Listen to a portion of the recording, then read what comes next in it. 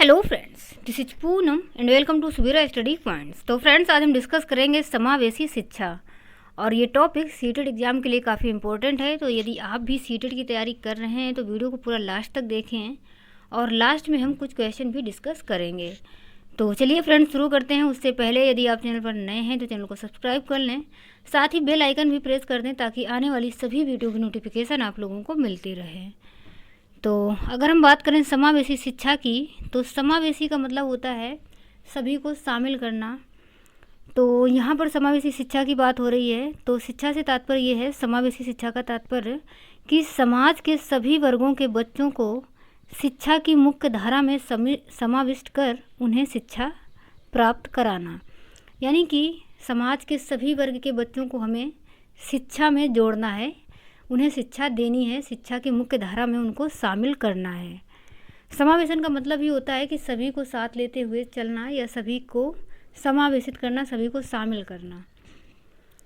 समावेशी शिक्षा का तात्पर्य कक्षा में विभिन्न प्रकार के अंतरों को स्वीकार करना है। विभिन्नताएं निम्न प्रकार से हो सकती हैं। मतलब समावेशी का मतलब ये होता है कि जो क्लास चल रही है तो वहाँ पर सभी प्रकार के अंतरों को हमें स्वीकार करना है। अंतरों से मतलब है कि भिन्न भिन्न प्रकार के जो बच्चे हो सकते हैं, भिन्न भिन्न वर्ग के हो सकते हैं, या फिर उनमें कई प्रकार की अक्षमताएं भी हो सकती हैं। कोई विशिष्ट बालक हो सकता है, कोई प्रतिभाशाली हो सकता है, कोई मंदबुद्धि हो सकता है। तो इन सभी अंतरों को हमें स्वीकार करना है। तो समावेशी का मतलब होता है कि इन सभी अंतरों को स्वीकार करते हुए सभी को शामिल करके सबको शिक्षा प्रदान करवाना। इसके अलावा भिन्नताएं निम्न प्रकार से हो सकती हैं। एक तो अक्षमता हो सकती है। तो अक्षमता शारीरिक रूप से भी हो सकती है या फिर संज्ञानात्मक रूप से। जाति से मतलब है कि भिन्न भिन्न जातियों के बच्चे हो सकते हैं, अलग अलग सांस्कृतिक पृष्ठभूमि के हो सकते हैं, और सभी का जो धर्म है वो भी अलग अलग हो सकता है, सभी की आर्थिक स्थिति भी अलग अलग हो सकती है। तो हमें बच्चों को सभी को शिक्षा देनी है। मतलब किसी भी बच्चे को इस हिसाब से नहीं देखना है कि वह किस धर्म से है, किस जाति से है। इस चीज़ का प्रभाव उनके पढ़ाई पर नहीं पड़ना चाहिए, उनकी शिक्षा में नहीं पड़ना चाहिए। यानी कि इन सभी चीज़ों को हमें शामिल करना है, शिक्षा में सभी को शिक्षा देनी है। आगे अगर हम बात करें समावेशी शिक्षा का प्रचलन, तो सबसे पहले एक जोमेसियन सम्मेलन हुआ था थाईलैंड में 1990 में, जिसमें 52 देशों ने भाग लिया था। और सबसे पहले यहीं पर अनिवार्य शिक्षा की बात की गई थी। उसके बाद सलमान का सम्मेलन होता है 1994 में, जहां पर 92 देश तथा 25 अंतर्राष्ट्रीय शैक्षिक संगठनों ने भाग लिया था। और ये जो सलमान का सम्मेलन है ये यूनेस्को के द्वारा हुआ था।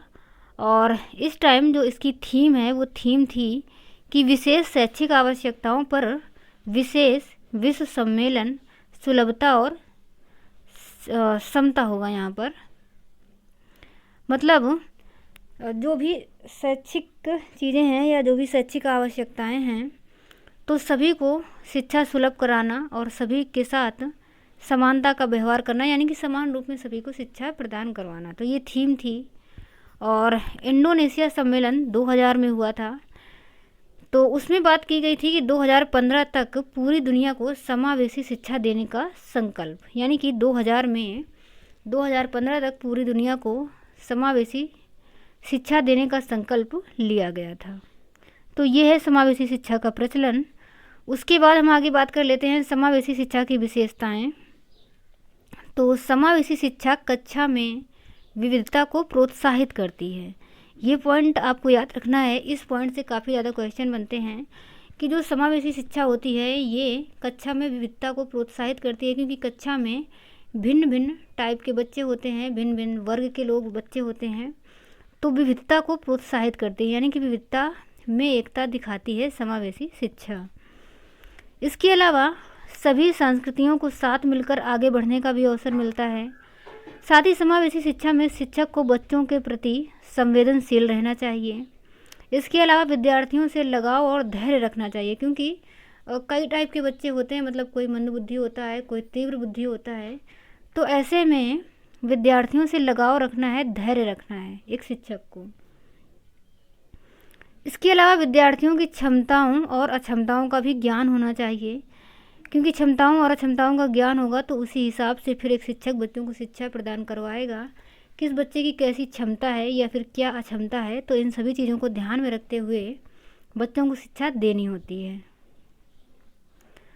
समावेशी शिक्षा के उद्देश्यों की यदि बात करें तो असमर्थ बालकों को सामाजिक व सांस्कृतिक रूप से जोड़कर विकास की मुख्य धारा में लाना, यानी कि समावेशन का मतलब है कि कोई भी बच्चा शिक्षा से वंचित ना रहे। यदि वह किसी भी प्रकार से असमर्थ है, अक्षम है, तो भी हमें उसे शिक्षा की मुख्य धारा में लाना है। असमर्थ या फिर अक्षम बालकों की समस्या का पता लगाकर उनके निवारण का प्रयास करना ताकि उनका समुचित विकास हो सके। इसके अलावा हमें उनके अधिकारों की भी रक्षा करनी है।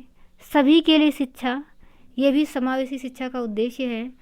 और कौशलों की पहचान, तो कौशलों की पहचान से मतलब ये है कि समावेशी शिक्षा में ये हमें ध्यान में रखना है कि यदि कोई बच्चा पढ़ने में ठीक नहीं भी है तब भी उसमें कोई ना कोई तो कौशल होगा, तो हमें उनके कौशलों की पहचान करनी है और जो भी कौशल उस बच्चे में है तो उसी पर हमें काम करना है ताकि वह उस क्षेत्र में ही आगे बढ़ सके। इसके अलावा बालकों में नैतिक मूल्यों का संचार करना और आत्मनिर्भर भी बनाना है बच्चों को।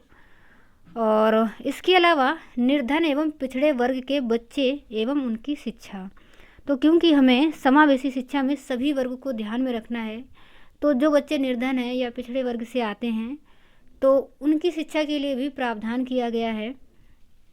सबसे पहले हम समझेंगे निर्धनता क्या मतलब होता है। तो निर्धनता का तात्पर्य उस स्थिति से है जिसमें व्यक्ति अपनी मूलभूत आवश्यकताओं की पूर्ति करने में सक्षम नहीं होता है। तो यदि कोई व्यक्ति अपनी मूलभूत आवश्यकताओं की पूर्ति नहीं कर पा रहा है तो वह बच्चों को शिक्षा दिलाने में भी सक्षम नहीं होगा। इसके अलावा यहाँ पर मूलभूत से मतलब होता है कि जैसे खाना पानी या फिर जो बेसिक नीड्स होती हैं, भोजन, कपड़े आदि चीज़ों की ही यदि वह पूर्ति नहीं कर पा रहा है, यानी कि अपने बच्चों को वह टाइम से खाना ही नहीं खिला पा रहा है, तो शिक्षा तो और भी नहीं दिला पाएगा। तो इस वजह से ऐसे बच्चों की शिक्षा का भी प्रावधान किया गया है। इनके लिए शिक्षा का अधिकार अधिनियम 2009 सभी बच्चों को निःशुल्क एवं अनिवार्य शिक्षा पर जोर देता है। तो कोई बच्चा यदि गरीब भी है तो शिक्षा का अधिकार अधिनियम 2009 लाया गया था, जिसमें सभी बच्चों को निःशुल्क एवं अनिवार्य शिक्षा पर जोर दिया गया था। और कुछ प्रमुख कार्यक्रम भी चलाए गए थे, जैसे कि मध्याह्न भोजन स्कीम और मुफ्त में किताबें व मुफ्त में ड्रेस। उसके बाद आगे देख लेते हैं, अक्षमताओं पर भी बात कर लेते हैं। तो अधिगम अक्षमता, यहाँ पर अधिगम अक्षमता का अर्थ परिस्थितियों के एक विषम समूह से है जिसमें बोली जाने वाली या लिखित भाषा को समझने, बोलने, पढ़ने, लिखने या गणितीय गणना करने में कठिनाई के रूप में प्रकट हो सकती है। मतलब अधिगम अक्षमता से मतलब ये होता है कि कोई बच्चा किसी भी भाषा को समझने में, बोलने में, पढ़ने में या फिर कोई गणितीय गणना करने में कठिनाई महसूस करता है, तो उसे हम कहते हैं अधिगम अक्षमता। इसके अलावा अक्षमताएं कई प्रकार की होती हैं, जैसे कि डिसलेक्सिया, तो पठन विकार, यदि बच्चे को पढ़ने में प्रॉब्लम होती है तो वहाँ पर होता है डिसलेक्सिया। और डिस्ग्राफिया से मतलब होता है लेखन वैकल्य। तो लिखने संबंधी जो भी अक्षमता होती है उसे हम कहते हैं डिस्ग्राफिया। और डिसकैलकुलिया ये होता है गणितीय वैकल्य, यानी कि गणितीय गणना में यदि कोई प्रॉब्लम आती है बच्चे को तो ये डिसकैलकुलिया होती है। और डिस्प्रैक्सिया यानी कि गत्यात्मक वैकल्य, डिस्प्रैक्सिया को कहते हैं। और जो डिस्फेजिया होता है ये होता है भाषा विकार। तो ये इतनी अधिगम अक्षमताएं होती हैं, इनको आपको याद रखना है अधिगम अक्षमता के रूप में, यानी कि बच्चों को कुछ भी सीखने में, समझने में, पढ़ने में या फिर लिखने में जहाँ दिक्कत आती है उसे हम कहते हैं अधिगम अक्षमता। तो ये अधिगम अक्षमताएं हैं। उसके अलावा आगे हम देख लेते हैं attention deficit hyper activity disorder. तो ये एक प्रकार का विकार है, ये अधिगम अक्षमता नहीं है बट ये भी अक्षमता ही है।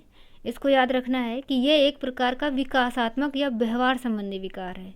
मतलब ये अधिगम अक्षमता या लर्निंग डिसेबिलिटीज नहीं है, बल्कि ये एक व्यवहार संबंधी विकार है। तो इसमें बालक अति सक्रियता का व्यवहार करता है, जैसे कि समान बच्चों की तुलना में अधिक सक्रिय या फिर बेचैन होना। तो ये एक ऐसा विकार है जिसमें बच्चा अति सक्रियता का व्यवहार करता है, मतलब वह एक ही चीज़ पर टिक नहीं पाता, बेचैन रहता है या फिर अधिक सक्रियता दिखाता है। इसके अलावा नियमों और विनियमों का पालन करने में भी कठिनाई होती है, क्योंकि वह एक ही जगह पर टिका हुआ नहीं रह पाता। किसी भी नियम या विनियम, मतलब जो भी नियम या विनियम हैं, उनको भी पालन करने में उसे कठिनाई महसूस होती है। इसके अलावा ऑटिज्म स्पेक्ट्रम डिसऑर्डर, जिसे हम स्वलीनता भी कहते हैं, तो ये जिस बच्चे को होता है, तो स्वलीनता से मतलब होता है कि अपने आप में ही मगन रहना। मतलब ऐसे बच्चे जो होते हैं वो दूसरों से ज़्यादा मतलब नहीं रहते, वो अपने आप में ही मग्न रहते हैं, ये होता है स्वलीनता। और दृष्टि छीनता, यानी कि दृष्टि से संबंधित विकार, कम दिखाई देना। बौद्धिक विकलांगता, तो इसमें बौद्धिक विकलांगता से मतलब है कि जो बुद्धि का स्तर है वो कम बुद्धि का होना। और श्रवण बाधित, यानी कि सुनने में प्रॉब्लम होना। तो ये भी कुछ विकार हैं, अक्षमताएं हैं। और आगे हम देख लेते हैं विकलांगता अधिनियम 1995।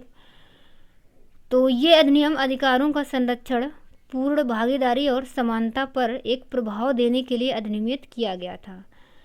तो जो विकलांगता अधिनियम 1905 है, यानी कि PWD एक्ट 1995, तो इसमें ये ध्यान में रखा गया था कि जो भी बच्चे हैं उनके अधिकारों का संरक्षण किया जाए, उनकी पूर्ण भागीदारी सुनिश्चित की जाए तथा समानता का व्यवहार उनके साथ किया जाए। इस पर एक प्रभाव देने के लिए ये अधिनियमित किया गया था। और इसके अंतर्गत 7 प्रकार की अक्षमताओं को शामिल किया गया था। तो ये भी हम देख लेते हैं। अंधापन, कम दृष्टि, कुष्ठ रोग, श्रवण क्षति, गतिशील विकलांगता और मस्तिष्क पक्षाघात, मानसिक मंदता या फिर मानसिक बीमारी। तो ये 7 प्रकार की अक्षमताएं इस एक्ट के अंतर्गत शामिल की गई थी। तो इनको आप लोग याद रखेंगे। सीटेड में ज़्यादा यहाँ से क्वेश्चन इस तरीके से नहीं बनते हैं कि कौन कौन सी अक्षमताएं थीं, बट एक बार आप लोग देख लेंगे। इसके अलावा इसके जो लक्ष्य और उद्देश्य हैं उनको ध्यान में रखना है कि इसके लक्ष्य या उद्देश्य ये थे कि एक बाधा मुक्त वातावरण बनाना, यानी कि जो भी अधिगम अक्षमताओं वाले बच्चे हैं या अक्षमताओं वाले बच्चे हैं उनके लिए काफ़ी बाधाएं उत्पन्न होती थी। उनको चीज़ों को सिखाने में, पढ़ने में भी दिक्कतें आती थी, मतलब उन पर ज़्यादा ध्यान नहीं दिया जाता था। तो ये जो अधिनियम आया, तो ये उन बच्चों को ध्यान में रख कर के बनाया गया, उनके अधिकारों की रक्षा के लिए, उनकी भागीदारी को सुनिश्चित करने के लिए। तो इसका मतलब ये था कि ये एक बाधा मुक्त वातावरण बनाए ताकि किसी भी प्रकार का जो बच्चा है उसको कोई कठिनाई ना हो।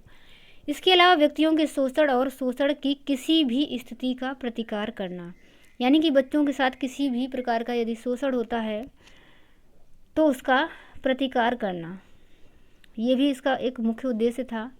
उसके बाद आगे देख लेते हैं अगला अधिनियम, दिव्यांग व्यक्तियों का अधिकार अधिनियम 2016। तो ये 2016 में आया था। और जो पहला वाला था PWD, इसमें इसके बाद इसमें R और जोड़ दिया गया, यानी कि RPWD हो गया।